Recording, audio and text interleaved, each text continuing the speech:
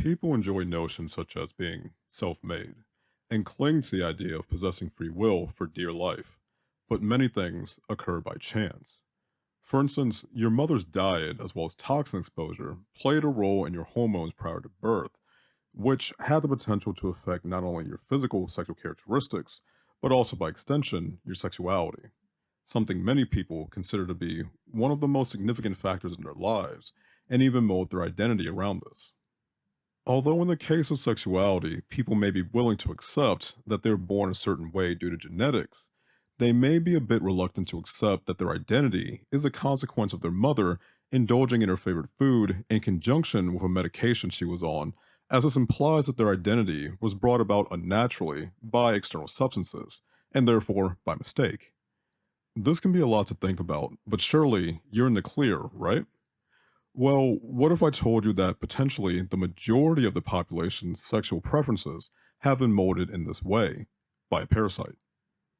Recently, Mary Harrington, in an interview on Dark Horse podcast, stated that women's desire for aggressive sexual acts, such as choking, may come down to sex having become so safe as a consequence of the advent of the pill. The analogy used was that sex today has become something akin to vegan bacon, wherein it's like the real thing, but the flavor just isn't quite there, and therefore it comes as no surprise that people add a lot of hot sauce. While she may very well be correct in her assessments, today we're going to go over an interesting study which may provide an alternative explanation titled The Relation of Toxoplasma Infection and Sexual Attraction to Fear, Danger, Pain, and Submissiveness. Toxoplasma gondii is a parasite that can infect warm blooded animals, including humans, but its primary host is the cat. Cleverly, it finds its way into rats and mice and causes what is referred to as the fatal attraction phenomenon. This is where the parasite hijacks the host's brain in order to rewire their natural aversion to the smell of cats to one of attraction. Keep in mind that a rat's aversion to the smell of cats is genetically ingrained, and therefore, this brain rewiring the parasite is doing is on a genetic level. Technically, when a mouse smells a cat, the response is a natural state of fear. This is the normal response. However, in the case of toxoplasma infected ones, simultaneously, the part of the brain responsible for sexual behavior is also activated. Couple this with the parasite's durable nature in being able to survive for years in the host's intestinal tract, and you have a recipe for it eventually getting eaten by a cat, therefore being passed on to a new host. Previous research has found a similar effect in humans, wherein those who were infected tended to rate the scent of cat urine higher than those who weren't. Although it's a bit of a chicken or the egg argument, I do wonder if self proclaimed cat ladies came first or the parasite, if this does play a contributing role in all of this. There are a number of ways to contract Toxoplasma gondii.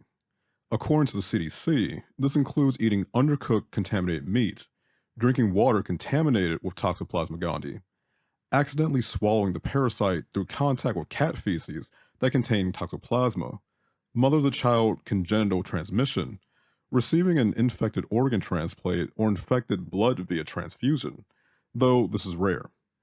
So if a self-proclaimed cat lady cleans out Mr. Mittens' litter box, forgets to wash her hands, and then makes herself a sandwich, well, this may reinforce her bond with him in becoming a host. But how common is this parasite really? Researchers found that in the majority of countries, the infection rate ranges between 10 and 80%. As the researchers interestingly state from a historical standpoint, however, less than 100 years ago, most of the population was probably infected in all countries where feline hosts of Toxoplasma lived, that is, nearly everywhere. It is therefore possible that sexual preferences and behaviors are at least partly influenced by the Toxoplasma infection. It is even possible that the frequent association of sexual arousal with violence, danger, fear, and exchange of power could be a product of manipulation activity of Toxoplasma, which was adaptive in its natural host, the rodents. Let that sink in for a second, as this directly parallels with various accounts on this channel regarding sexual desire. As Ogi Ogus and Sai Gadam stated in the book A Billion Wicked Thoughts, anything perceived as dangerous or taboo, including social cultural risks and violations, may simultaneously activate a fight or flight response and enhance sexual arousal. Similarly, Dr. Robert B. Falt in The Mother stated the primitive and by far the most prevalent association of the sexual impulse is not with love, but with the opposite feelings of callous cruelty and delight in the infliction and the spectacle of pain. Perhaps these primitive peoples were toxoplasma infected, and more contemporarily, perhaps without this parasite, 50 Shades of Grey wouldn't have become the cross cultural success it is today, with the book having been translated into 52 languages. Quite interesting to think about, at least for me, and it may be worth it to run a poll on the number of cat ladies who own a copy. To put these previous findings to the test and see if toxoplasma infected individuals actually did differ in their sexual tendencies, the researchers tested Czech and Slovak nationals, and what they found was interesting. First off, going back to the question of whether the cat lady or parasite came first, there were more than 2 times the amount of infected women than men, coming in at 16.8% versus 7.9%, respectively. Commonly, we hear women state that they love cats, but how much of a role is this parasite playing in all of this? From the looks of it, it's infected kitty litter 1, women 0. Somewhat paralleling with previous findings, latent toxoplasmosis has specific effects on human sexual life related traits. The infected subjects express a lower tendency towards sexual dominance, tattooing and piercing, watch pornography, group sex, and they are less often engaged in activities that include bondage, discipline, and sadomasochism, or BDSM. However, they express higher attraction to bondage, violence, zoophilia, fetishism, and in men, also to masochism, and raping and being raped. Generally, infected subjects express higher attraction to non conventional sexual practices, especially the BDSM related practices, but they also report to perform such activities less often than the toxoplasma free subjects. Findings such as this may additionally explain what was referred to as the dominant submissive gap in Lex Friedman's interview with the sex researcher Aella, who stated that in a brief survey, she found that roughly 60% of women reported being submissive, while 40% of men reported being dominant. It may be the case that this parasite is skewing the rates of men's and women's preferences for being dominant or submissive. Furthermore, perhaps this also plays some role in men who enjoy cuckoldry, a subject I've covered in a previous video. Being powerless was found to cause arousal in 18.45% of women and 20.04% of men. The powerlessness of someone else, however, was found to cause arousal in 11.34% of women and 33.55% of men. Now, although there was no reason provided as to why some men end up aroused by their own powerlessness, while others are aroused by the powerlessness of others, I suspect that in order to infect the largest number of potential hosts, as well as top off prior ones, perhaps it is the men who are the most exposed to dominant or submissive women that found these traits arousing. By becoming aroused by the traits found in the largest number of women in an environment, this would ensure the survival of the parasite, but this would also mean that arousal is subject to change over time depending on the environment. Interestingly, as well, is that this parasite is able to generate dopamine, which, on the extreme end, has been thought of to be linked to the higher rates of schizophrenia found in hosts, but also a significantly lower interest in novelty seeking. As the researchers explain, novelty seeking has 4 subscales: exploration, excitability, impulsiveness, extravagance, and disorderliness.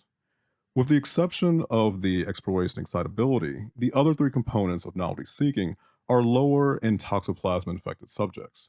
This means that infected people are on average more reflective, tend to require more detailed information when making an opinion, and are not easily distracted. They are also more reserved, slow, and controlled. They do not waste their energy and feelings. They tend to be organized, methodical, and prefer activities with strict rules and regulations. We suppose that these personality traits can result in observed differences in reported sexual preferences and activities. Now, for all of you out there working on your gains at the gym, you may find this next finding highly interesting, although I don't suggest you go tracking down some Toxoplasma gondii. It was found that not only in the case of infected mice, but also men, that they actually had higher rates of testosterone. It does appear to be the case that hosting this parasite comes with an increase in this hormone, and it has been thought that this state is also meant to aid the survival of the parasite, as the male host will be more likely to pursue sex with potential hosts. There was another significant finding, but this time in the case of female hosts. It does appear that they are more likely to engage in zoophilia, that is, engaging in intercourse with animals.